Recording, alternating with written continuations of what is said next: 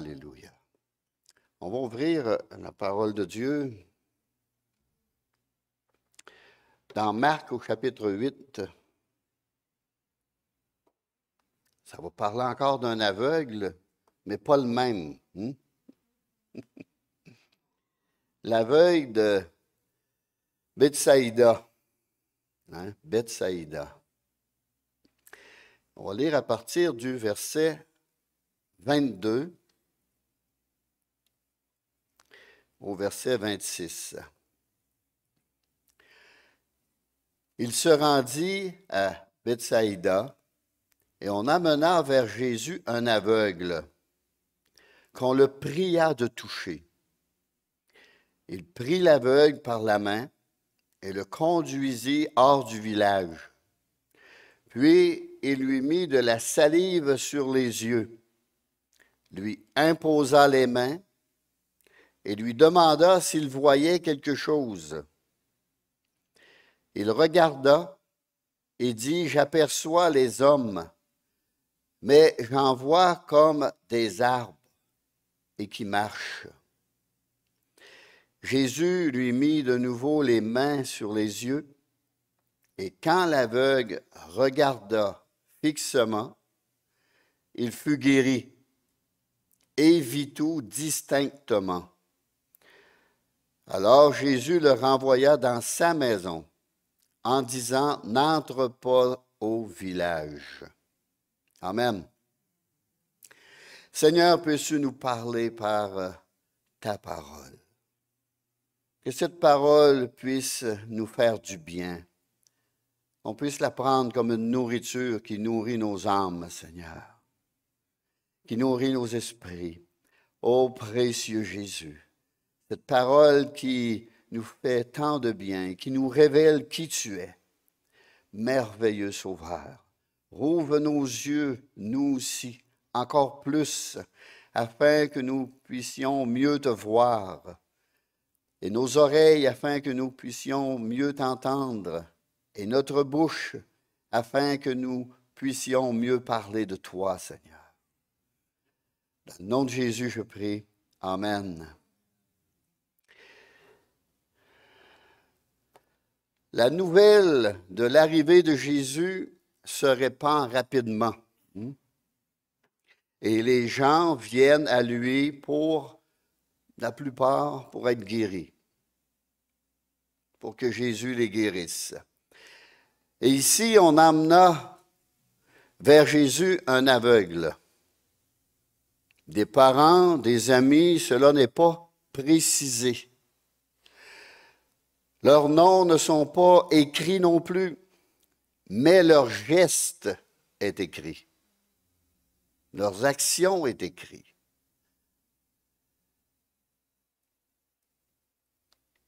Il n'a jamais été oublié. Cette action-là a été écrite dans la parole de Dieu et ce n'est pas pour rien. Et c'est une bonne action de leur part. Un homme totalement, ici, incapable de trouver son chemin tout seul, un aveugle, a été conduit à Jésus. Dans Jean 1, 40, André, frère de Simon-Pierre, était l'un des deux qui avait entendu les paroles de Jésus, de Jean-Baptiste, et qui avait suivi Jésus.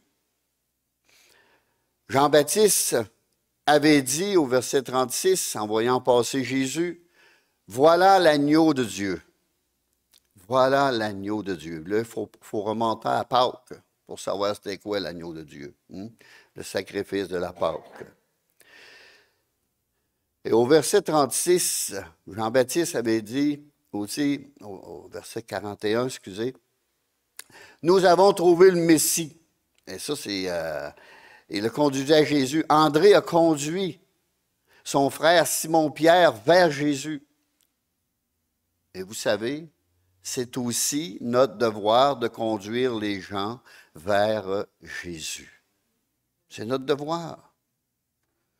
Même on lit dans la parole, « Viens et vois. » Viens voir. Viens voir.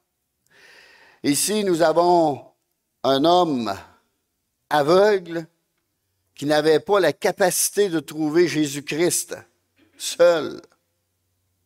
Celui qui a la puissance de le guérir et de le délivrer et même de sauver son âme. Tout autour de nous, il y a des gens qui sont spirituellement aveugles, malheureusement, qui vivent dans les ténèbres de ce monde, ou les ténèbres religieuses, incapables par eux-mêmes de trouver le chemin du salut.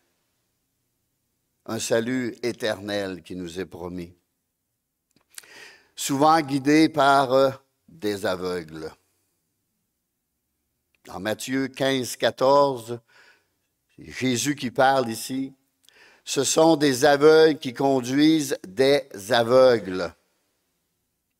Si un aveugle conduit un aveugle, ils tomberont tous deux dans une fosse, en parlant des pharisiens, des sadducéens,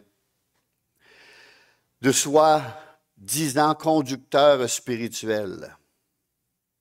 La Bible dit, ils ont des yeux et ne voient point, des esprits aveuglés par souvent leur religion. Ils sont dans le chemin de l'erreur et du mensonge. Ils ne se tiennent point dans la vérité. Un chemin ténébreux.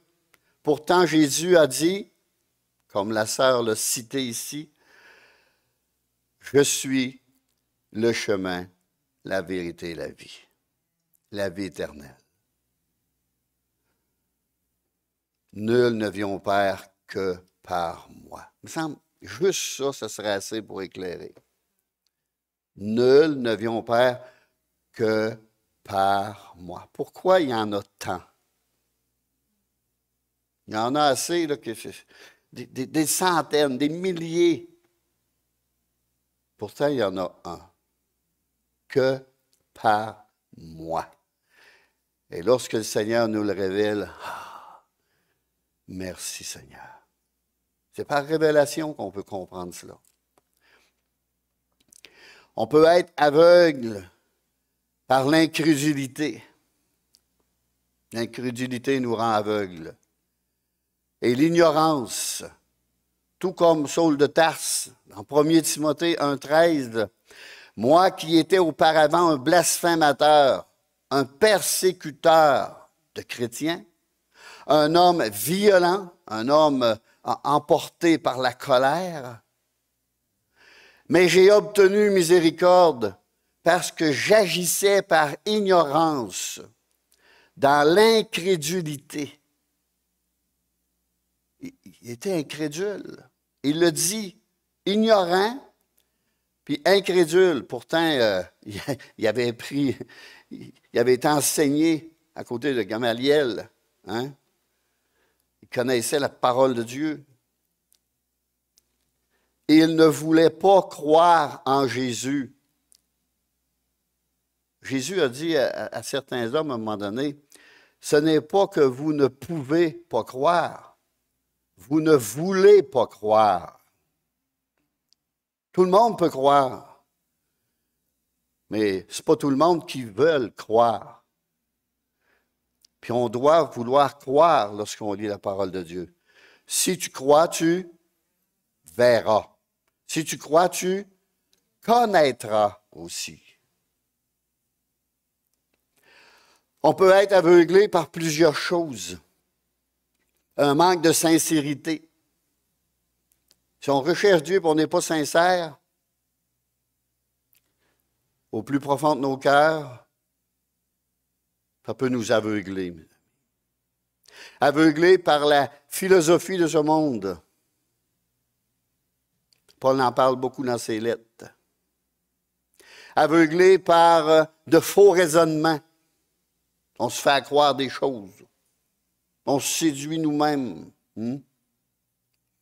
Par l'endurcissement de notre cœur aussi, on peut être aveuglé. Et du péché. Aveuglé par le manque de foi en la parole de Dieu. Ceux qui ont amené l'homme aveugle à Jésus, c'est parce qu'ils croyaient en Jésus. Au moins pour la guérison. Et il priait Jésus de le toucher pour sa guérison.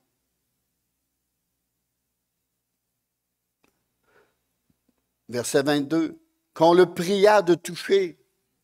Il était en prière. Touche-le, Seigneur, il plaidait, touche-le, touche-le. Interviens dans sa vie. Touche-le, Seigneur. Interviens par rapport à sa situation, dans son besoin. Quelle leçon pour chaque chrétien. Nous aussi montrons notre sympathie pour ceux qui périssent. Montrons notre foi en Jésus-Christ en les amenant et les conduisant à lui à cause de ce que le Seigneur a fait pour nous et de ce que nous savons. Ce que nous savons. On en sait des choses. Mais on est capable de conduire un homme au Seigneur. On en sait assez pour ça. Tout le monde ici en sait assez pour ça. Juste ce verset qu'on vient de citer est assez.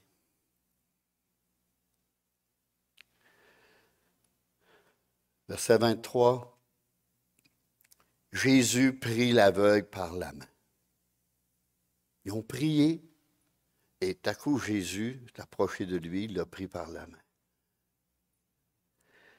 Il a eu un contact personnel avec les mains de Jésus. Et ce contact doit avoir réjoui le cœur de l'aveugle.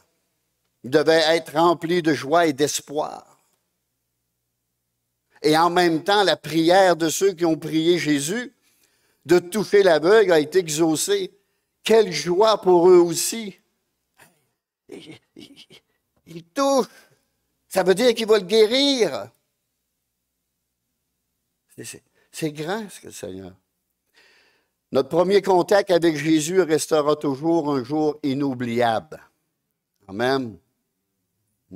Pour moi, il y en a qui n'ont pas encore eu de contact, là. Notre premier contact avec Jésus restera toujours un jour inoubliable. Amen.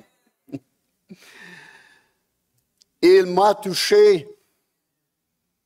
Il m'a touché, il m'a touché, Jésus m'a touché. Jésus m'a touché un jour, dans la pleine assemblée, ou chez nous, chez moi, chez vous. Il nous a touchés, peut-être au travail. Je lisais le témoignage d'un homme qui avait été touché au travail. Il s'est mis à pleurer, pleurer devant tout le monde, tellement qu'il se sentait pécheur, puis que l'amour de Dieu est en lui.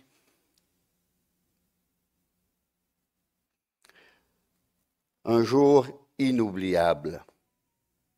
Jésus le prit par la main et le conduisit où? Hors du village. Hors du village. On aurait pensé que Jésus aurait rentré dans le village. Mais non. Viens avec moi.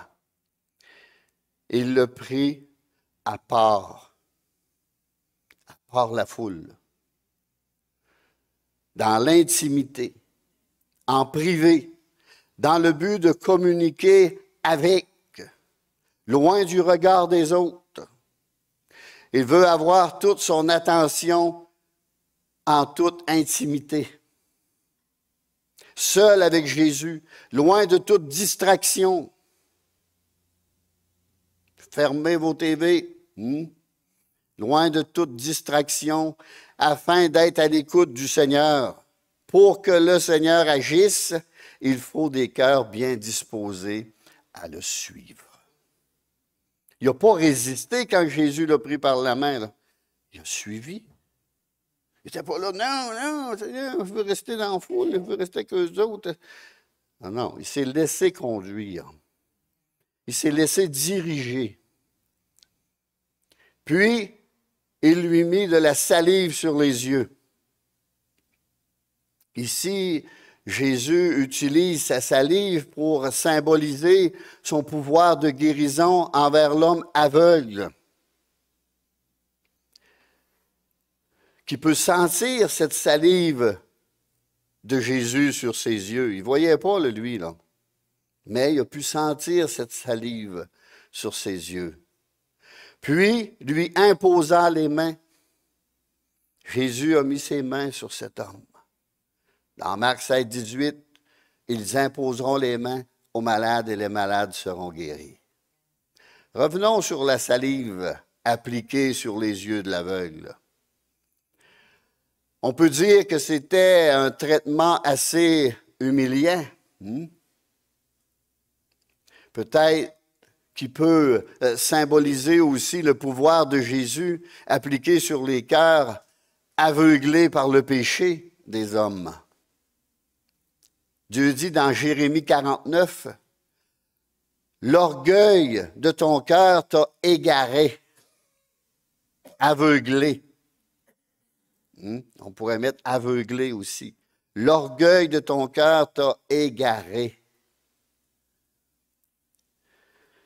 Cet homme aveugle, dans son humilité, s'est laissé conduire, dirigé par Jésus. Et si la salive était humiliante, les mains de Jésus sur lui étaient réconfortantes et rassurantes. Amen. Oui, Jésus lui imposa les mains. Mais quand on examine les mains de Jésus, les mains du Créateur qui ont lancé l'univers, les mains qui ont tout créé, mes amis, qui nous ont formés, façonnés. Les mains de Jésus qui sont bénies éternellement.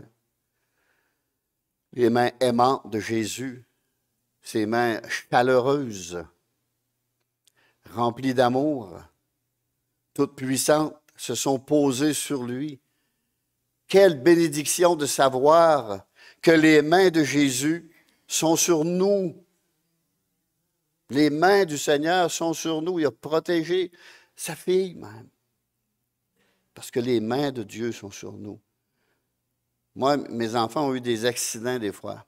Puis les policiers, quand ils arrivaient sur les lieux de l'accident, ils disent « C'est un miracle que vous êtes encore vivants, vous autres. C'est un miracle. » Ils leur rappelaient que c'est un miracle.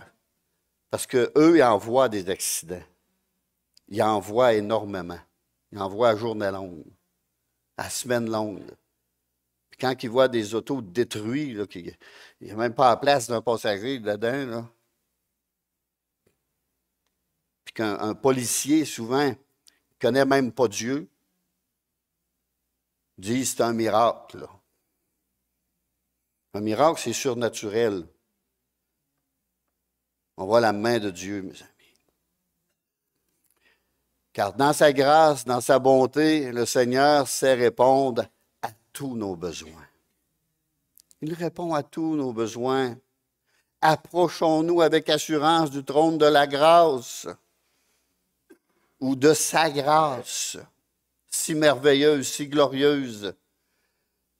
Si l'aveugle ne pouvait pas voir Jésus, grâce à l'imposition des mains, il put sentir sa douce et rassurante présence. Et Jésus lui demanda, lui posa une petite question. S'il voyait quelque chose, il lui demanda au verset 23, à la fin, s'il voyait quelque chose.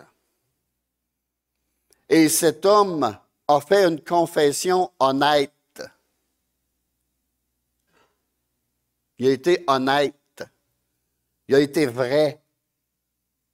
Et Jésus aime les confessions honnêtes de la part des gens. Il aime les cœurs honnêtes. Il déteste l'hypocrisie. Et il n'a pas prétendu voir mieux qu'en réalité, on peut voir et comprendre. Il y a des gens, oh oui, moi la Bible, je comprends ça, là. Pas de problème avec moi. Il y en a un qui avait dit, un avocat qui avait dit qu'il allait la lire en temps du jour puis la comprendre. Il ne savait pas de quoi il parlait. J'espère qu'il s'est converti en la lisant. Moi, ça fait 50 ans que je la lis, puis je commence juste à effleurer les pages.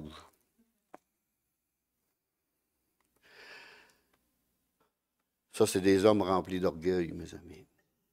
Il font à croire aux autres qu'ils comprennent bien des choses. Mais dans le fond, ils ne comprennent rien. Ils ont une vue brouille. Mais ici, cet homme-là, au moins, il est honnête. Et si on veut, si on cache ces choses-là à Dieu, si on n'est pas honnête avec Dieu, il aurait pu dire, ben oui, Seigneur, je vois comme faux, moi, je vois tout, là, Non, non, non, non. Un homme qui voit un homme qui voit des hommes comme des arbres n'a pas encore une vision très claire. Amen. Parce que moi, ce n'est pas des arbres que je vois. Même si j'enlève mes lunettes, je vois du monde. Tout à l'heure, j'ai lu pas de lunettes. J'étais, ouais, je suis en train de faire là, lis ma Bible, pas de lunettes. J'ai dit, pour la Sainte Seine. Ça a marché pareil. Mais une Bible écrit en gros. J'ai besoin de lunettes juste pour lire de proche. Alors, cet homme-là n'avait pas encore une vision très claire, et si on voit des hommes comme des arbres, on n'a pas encore une vision très claire. Ce n'est pas encore la pleine lumière de la révélation, de la venue de Christ et du salut. Dans Philippiens 1,6, je suis persuadé que celui qui a commencé en vous, cette bonne œuvre la rendra parfaite pour le jour de Jésus-Christ. Au verset 9, et ce que je demande dans mes prières, c'est que votre amour augmente de plus en plus en connaissance de la parole de Dieu et en pleine intelligence spirituelle. Et au verset 10, nous lisons, pour le discernement des choses les meilleures, afin que vous soyez purs et irréprochables pour le jour de Christ. Je l'ai entendu ce matin ici, en arrière de la tribune. Il y a plusieurs versets qui sont dans ma prédication que j'ai entendu citer. Je n'ai plus besoin de prêcher. La sœur l'a fait pour moi. Mais c'est le même esprit. Le même esprit qui ressuscita Christ est en vous, est en chacun de nous. Et au verset 11, il remplit du fruit de justice qui est par Jésus-Christ à la gloire et à la louange de Dieu. Revenons dans Marc 8, 25. Jésus lui mit de nouveau les mains sur les yeux parce qu'il a fait une confession honnête. Jésus dit, bon, on va recommencer. Jésus n'a jamais coutume de recommencer. C'est parce qu'il voulait enseigner quelque chose, là. Chaque fois que Jésus touchait une personne, elle était complètement guérie, entièrement guérie. Puis souvent, ce n'était pas une guérison progressive, on appelle. C'était guéri tout de suite, immédiatement. Et quand l'aveugle regarda fixement, il fut guéri et vit tout distinctement. Jusqu'à ce jour, quelle est votre vision de Jésus? Des fois, il faut s'en poser des questions. Quelle est ma vision de Jésus? Qui est-il à mes yeux? Qui est-il? Comment je peux comprendre ou expliquer ça? Allons lire le verset 27 et 29 parce que l'histoire ne s'arrête pas là tout à fait. Au verset 27 de Marc 8, Jésus s'en alla avec ses disciples dans les villages de Césarée, de Philippe, et leur posa en chemin cette question. Qui dit-on que je suis? Qui dit-on que je suis? Ils répondirent, Jean-Baptiste, Quelle déception. Les autres, Élie. Élie a fait des choses puissantes, mais... Les autres, l'un des prophètes. C'est un prophète. Ces réponses-là ne valent pas grand-chose. Si on témoigne à quelqu'un, puis quelqu'un lui dit c'est qui Jésus pour toi, puis on dit bon, un Jean-Baptiste, un Élie, un prophète, un puissant prophète. Tout est faux. Tout sera faux. Et vous, leur demanda-t-il, qui dites-vous que je suis? Hein, juste, je suis, là, n'en dit beaucoup. Je suis le Dieu d'Abraham, d'Isaac et de Jacob. Je suis. On peut mettre tout après je suis. Hein, je suis tout. Je suis un tel, je suis ça, je suis ci, je suis un prophète, je suis... On peut tout mettre. Et Pierre lui répondit, tu es le Christ. Pierre aussi, au début, avait les yeux brouilles. Quand ils ont venu à connaissance du Seigneur, ils n'ont pas dit, hey, c'est sauveur, c'est Dieu fait homme. Non, non, ils ne savaient rien de ça. Ils étaient embrouillés, bien embrouillés, mes amis. Mais petit à petit, les yeux se sont ouverts. Petit à petit, pareil comme nous. On vient au Seigneur, notre vue est très brouille quand on commence à lire la Bible. Très brouille. Puis petit à petit, ça devient plus clair. Plus clair. Toujours plus clair. Là, je comprends, là. Je commence à voir clair. Jésus est venu mourir pour moi. Dieu a pris une forme humaine, est venu mourir pour moi, a payé mon prix sur la croix. Merci, Seigneur. On commence juste à voir un peu, là. On peut y voir ici un parallèle avec la guérison spirituelle des disciples qui passent par une vision trouble et qui passent progressivement à une vue toujours plus claire sur Jésus et son œuvre. Amen. Si nos yeux sont à moitié ouverts, ça ne glorifie pas le Seigneur.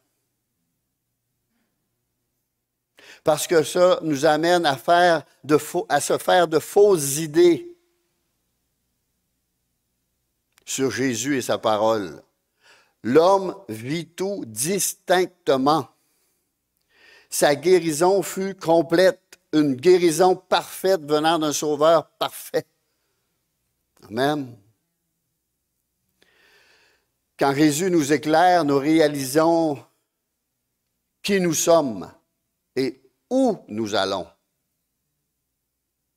Éphésiens 5:6, que personne ne vous séduise par de vains discours.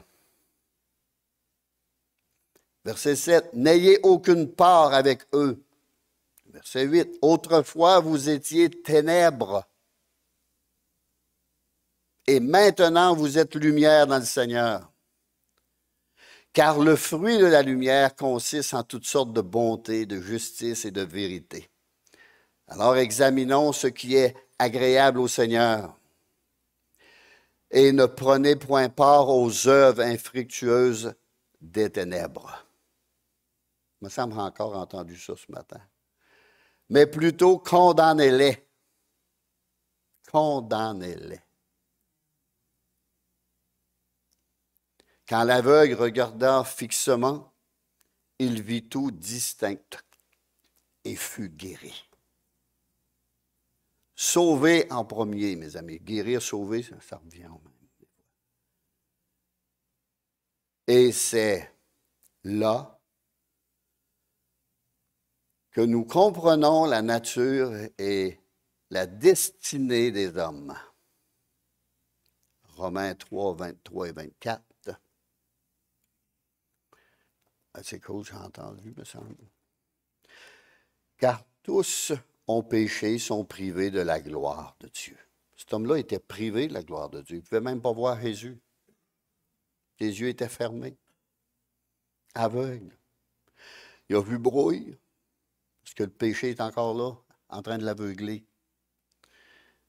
Tous ont péché et sont privés de la gloire de Dieu. Ils sont gratuitement justifiés par sa grâce, par le moyen de la rédemption qui est en Jésus-Christ. Ça, c'est la rédemption, c'est notre salut. Mon Rédempteur, mon Sauveur. Lui qui a payé la dette à la croix. C'est ça, mon Rédempteur. Pour être parfaitement rétabli, il faut avoir une vision claire de l'incapacité humaine. Et pour cela, il faut regarder fixement Jésus, nous-mêmes, et à Jésus seulement. Les autres, là, on les tasse toutes. Un seul médiateur entre Dieu et les hommes, Jésus-Christ. On doit tasser les autres et regarder seulement à Jésus pour être entièrement guéri, sauvé et voir tout distinctement. Ces deux passages faciles à retenir, Romains 3, 23 et Romains 6, 23. Hein? Romains 3, 23 et Romains 6, 23. Il faut juste à multiplier le 3. Romains 6, 23. Car le salaire du péché, c'est la mort, mais le don gratuit de Dieu, c'est la vie éternelle en Jésus-Christ, notre Seigneur. Amen. Le salaire du péché, c'est la mort. La mort, ça, c'est l'enfer. C'est passer l'éternité loin de Dieu. C'est la mort spirituelle. Rien voir, être aveugle. Mais le don gratuit de Dieu, c'est la vie éternelle en Jésus-Christ. Mon Rédempteur est vivant. Mon Sauveur est vivant. Puis Jésus le renvoya dans sa maison en disant, n'entre pas dans ce village, dans le village de Bethsaïda. Va pas parler à ces gens-là, va pas même pas te montrer à ces gens-là. Quelle raison? Jésus a toujours des raisons. L'interdiction du Seigneur sert à confirmer le jugement divin. Les chefs religieux et ses habitants n'ont aucune excuse à leur incrédulité, car ils ont été témoins de nombreux miracles de la part de Jésus et ont refusé de se repentir, et on va aller le lire dans Matthieu. C'est écrit aussi dans Luc, mais on va aller dans Matthieu, chapitre 11, verset 20.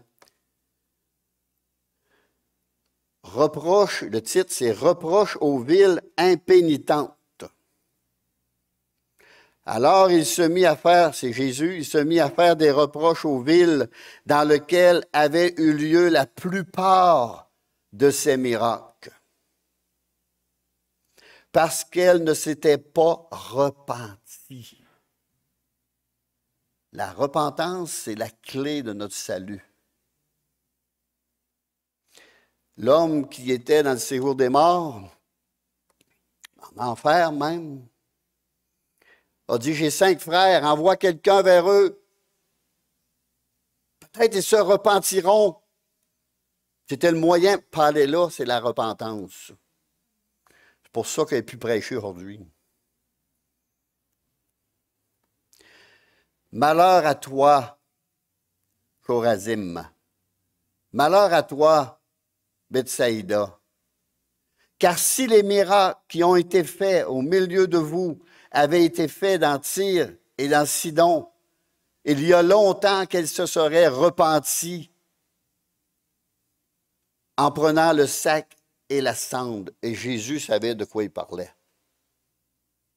C'est lui le juge. Il sait toutes choses, il connaît toutes choses. Puis s'il dit qu'il se serait repenti, c'est parce que c'est vrai qu'il se serait repenti.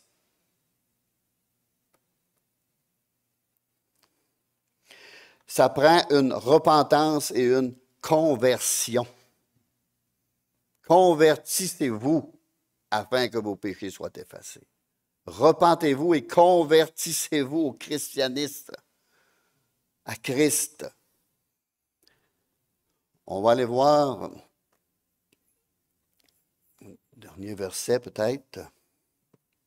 2 Corinthiens, chapitre 3, versets 16 à 18. Mais lorsque les cœurs se convertissent au Seigneur, le voile est ôté, le voile est enlevé, le voile disparaît. Or, le Seigneur, c'est l'Esprit, et là où est l'Esprit du Seigneur, là est la liberté. Nous tous, qui le visage découvert, contemplons comme dans un miroir la gloire du Seigneur, nous sommes transformés en la même image, de gloire en gloire, comme par le Seigneur, l'Esprit. Par l'Esprit. Et 2 Corinthiens 4, versets 3 et 4.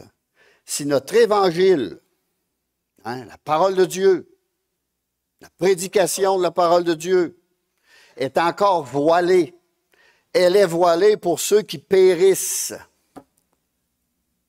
Pas pour ceux qui sont sauvés, pas pour ceux qui, après leur mort, sont dans la présence de Dieu. Non, pour ceux qui périssent,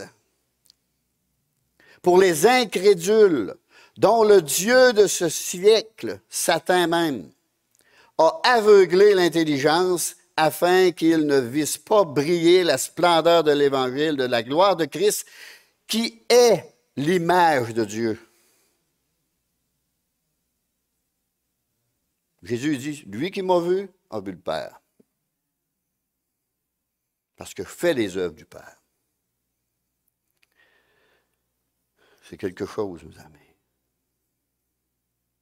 J'inviterai les musiciens à venir, parce que l'heure avance. Dans Luc 9, 56, car le Fils de l'homme, le Fils de l'homme, c'est Jésus, est venu non pour perdre les âmes des hommes, mais pour les sauver. Jésus est venu pour nous sauver. Tous ceux qui ont besoin de prière ce matin, je vous invite à venir en avant.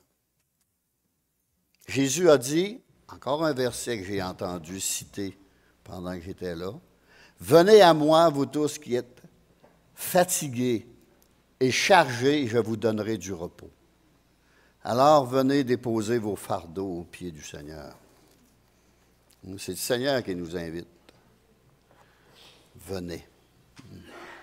Quelle belle parole.